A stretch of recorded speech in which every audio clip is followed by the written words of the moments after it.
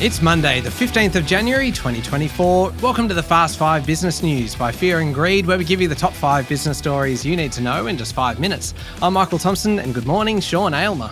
Morning, Michael. Sean, 5 stories in 5 minutes. Let's get going. Story number 1 is all about financial markets. How's the ASX been performing? Well, before we get into that, I just want to mention what's the big overriding theme for 2024? Same as 2023. What's going to happen to interest rates? That affects equity markets. It's helped the ASX 200 push above 7,600 points over the last week. In fact, about a week ago, it closed just 1 point below its all-time record close. That was back in August 2021. It's come off a bit. It's finished last week just under 7,500 points, but it's fair to say it's been a pretty good start to the year for all those shareholders out there. Yeah, certainly sounds like it. What about global markets? Well, they're having a pretty good time as well, with some of the world's big banks doing pretty well. The view is that the US Federal Reserve, which is by far the world's most important central bank, well, it could start cutting rates in the US in the next couple of months.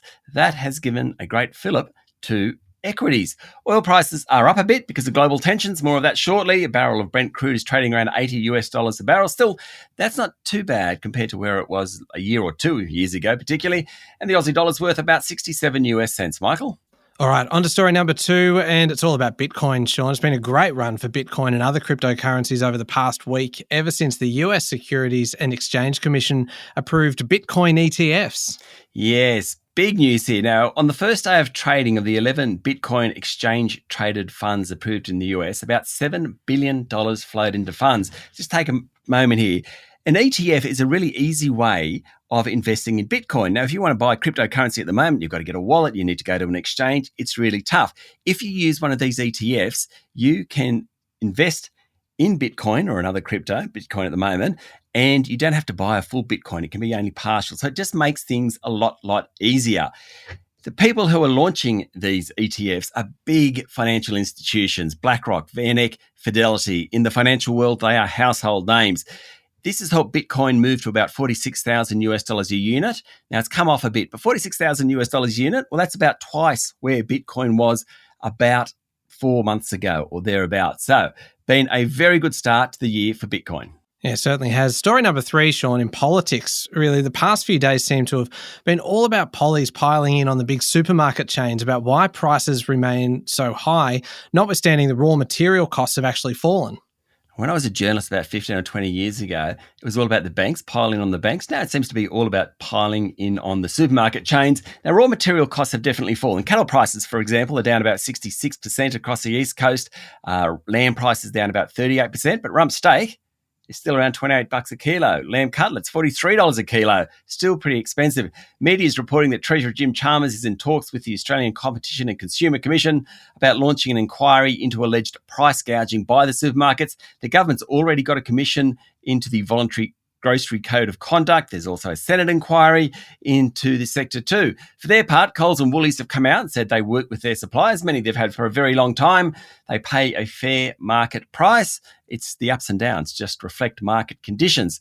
We'll see where this one goes. Story number 4, Sean, property prices. We know that national average home prices rose by 8.1% last year, according to CoreLogic. That led to record highs from Brisbane, Adelaide and Perth, and Sydney isn't far behind. How have we started the new year? Well, I'd say last year was pretty amazing, though by the end of 2023, auction clearance rates were falling, so the strength occurred pretty much in the middle of the year. That, of course, reflected interest rates starting to bite. The market really gets going after Australia Day, but anecdotally, people have been turning up to open houses. There's a story running in the Financial Review today that says in Sydney, where prices rose 11% last year, there's been a surge of people at open houses. Same deal in Melbourne and Brisbane. And apparently, in part, it's because of talks of cuts in interest rates later this year. Melbourne's a really interesting market. Prices only rose about 4% last year, and it's still about 4% below its peak. It's nowhere near as volatile as Sydney. Interesting to watch that one. Story number 5, last one, Sean. Over the weekend, Taiwan's ruling Democratic People's Party won a 3rd term in power, with voters rejecting claims from Beijing that it will trigger a conflict with China.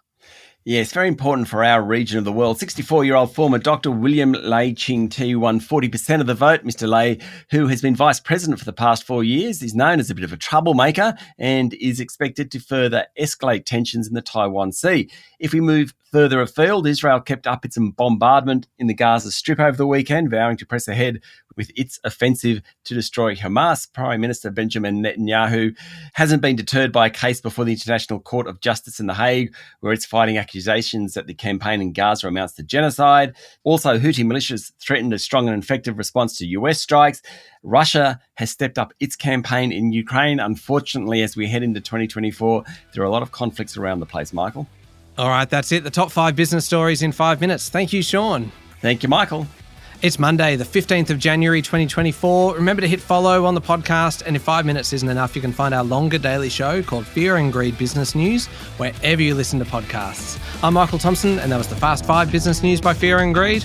Have a great day.